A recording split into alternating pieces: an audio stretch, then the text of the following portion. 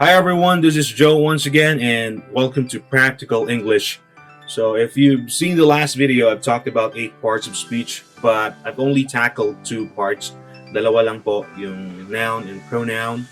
And I said that we will continue that, and I also mentioned that in between we might have some interesting topics to talk about. So, ito nga po, bago po tayo tumuloy dun sa 8 parts of speech, I want to come up with this topic na medyo interesting and marami po sa inyo interesado. Alam ko na siguro matuto or matutunan itong bagay na ito. Ano po ba yun? We're gonna talk about accent. Kung sa Pilipino pa, accent. So, ayun po. Ano po ba yung accent? So, babasahin ko. The way in which people in a particular area, country, or social group pronounce words. So, sa bawat bansa, may kanya-kanya po yung accent. Bawat bayan, probinsya, may Ilonggo, may Cebuano accent, Visayan accent. So, ayun po yung accent. Punto, kung sa Tagalog pa. But if we're gonna deal with the English language, we're gonna talk about the English language, we should lean towards more on the most common one that we can hear everywhere. Social media, YouTube, Facebook, movies, Hollywood films that we're watching. Doon po tayo mag-focus kasi mas tama sila. They're trying to follow the rules kumpara sa atin kasi may accent nga tayong sarili natin na binabagay para sa atin. Para kung mag-usap-usap tayo, parang sinisimplihan lang natin yung pagbigkas or pag-pronounce ng words. But this time, let's break that habit. If we're gonna learn English, why don't we learn it correctly or right? So, ito po. Para ma-improve natin yung English natin, we have to think or we have to look at the difference between the actual English accent or English neutral accent at saka yung Filipino accent. I'm not saying that we really have to copy their accent. Okay lang po yung neutral or medyo mababa sa neutral. Importante nag-improve tayo. Why? Because if you're just gonna talk to your fellow Filipinos, then it's okay. But if you're gonna use the English language sa profession mo, trabaho mo, I think it is better to, come up with a decision to improve. Tama po ba? So, yun po. Pag-uusapan natin yung difference, okay? Tayong mga Pinoy kasi, sa pagbigkas ng mga letra, medyo iba talaga eh. For example, yung letter R natin, nagiging R. For example, the name Rita. Hoy, Rita! Ganun tayo tumawag kay Rita. But in the actual English pronunciation, we pronounce R as R. So that's one of the differences that we have. Like Rita. Rita. Wow. Rita. Like that. Wow. Hi, Rita. Wow. So, ganun po sila mag-pronounce. And yung letter T, minsan nagiging soft D yung sound instead of like water. They would say water. Wow. Nagiging soft letter T po ang tunog ng letter T nila. Ano pa? Mga vowel sounds po. Vowel sounds like A. We don't have that. Sa abakada, wala po tayo yan. A lang tayo, walang A. So, minsan, napagpapalit natin yung pag-pronounce like the word bad. Minsan, nagiging sobra, nagiging nagiging bad. Parang kama, bed. Minsan naman, nagiging matigas. Like bud. Parang yung ng puno. Bud, yung bunga. Parang ganun. So, ayun po dapat yung identify muna natin. At pagkatapos natin ma-identify yung mga yun, tsaka natin i-practice. Now, yung pag-practice po, kailangan talaga tutukan. Hindi po pwedeng yung magic lang. It's not gonna happen overnight. It's not gonna happen in 1 day, 2 days, a week. You really have to practice. You really have to exercise.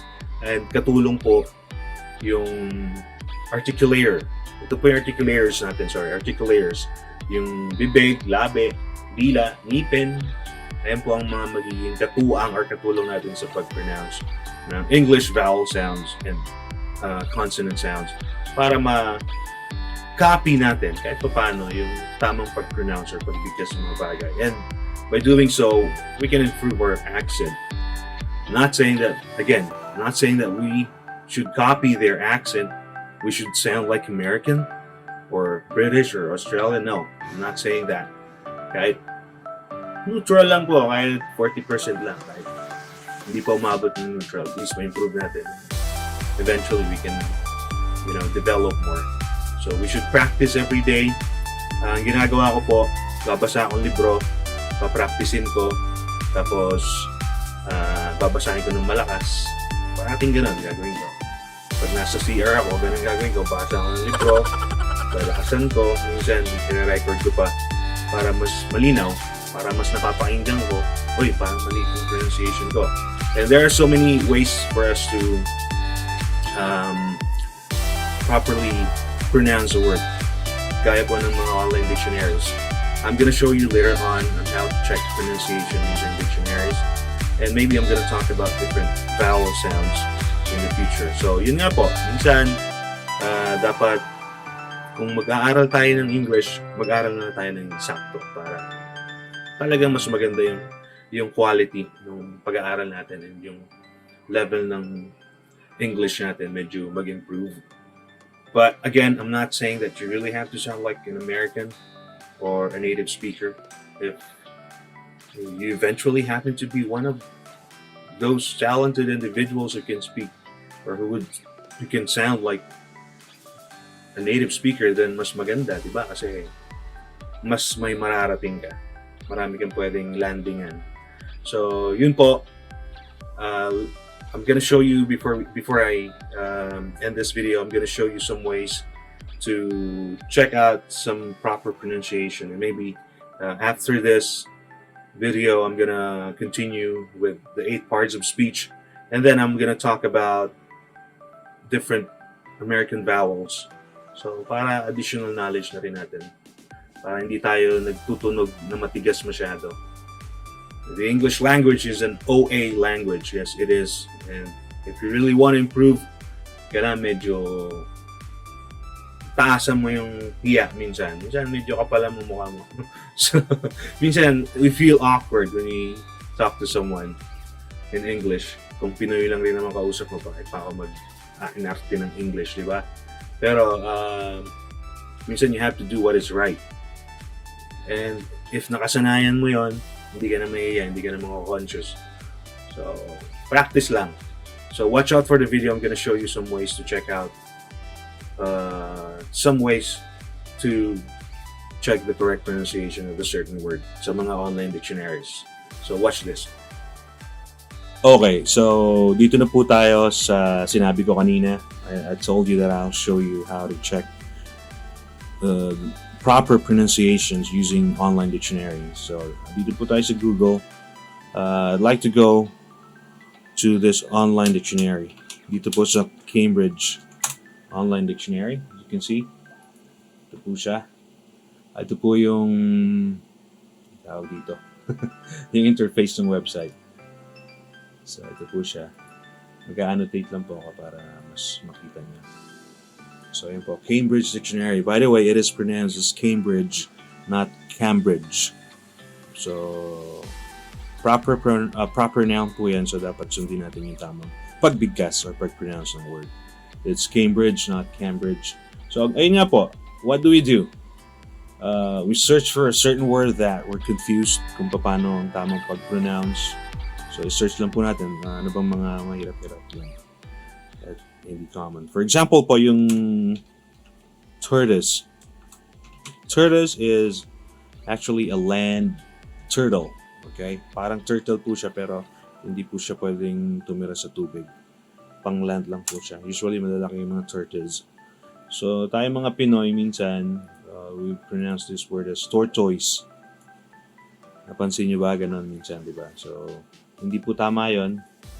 Well, sabihin natin, naintindihan naman. Yeah, kung mga ordinaryong pinag-usap mo, okay lang. But if you'll be talking to someone who's a native speaker or probably sa trabaho or kailangan mo talaga mag-present something in English, so mas maganda kung bibigkasin mo yung tama. So, this one is tortoise. There's 2 options here how to properly pronounce this. We can follow the UK way to say that word or the US way. yung UK English or the US English. So, pwede po natin i-click tong parang speaker icon. Ito niyo yan. To listen like this. So, let's start and listen to UK first. So, tortoise. Ganun sila mag-pronounce. Medyo silent R. And then US, it's like this. Tortoise. So, ayun po. So, pipili na lang kayo kung ano mas preferred nyo.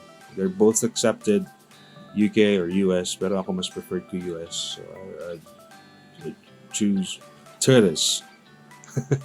Mas gusto ko yun. So, ganun po yung pag-check ng tamang pronunciation. And if you notice, may mga parang mga symbol po dito. Ang tawag po dyan is IPA. IPA or International Phonetic Alphabet. Ayan po yung mga symbol niya. Ang tawag dyan is IPA or International Phonetic Alphabet. Kung sa mga ano pa. Ganun po yun. Maybe later on we're gonna talk about IPA symbols, but hindi po muna ngayon kasi medyo limited yung oras natin. So, ganun po. Ganun po yung pag-check ng correct pronunciation. Pag di kayo sigurado, much better check nyo na lang sa online dictionary. Pwede rin sa YouTube dito, sa channel ko. Later on, I'll be talking about some words that are commonly mispronounced by Filipinos. So, yun po muna. And as I said, I will continue the topic about 8 parts of speech next time. So, thank you po. And I hope that you're not gonna forget to subscribe. Invite nyo rin yung mga friends nyo. Subscribe kayo, hit nyo yung notification bell so that you'll get notified for my upcoming videos. Salamat po, and I hope you've learned something out of this video. Goodbye. I'll see you.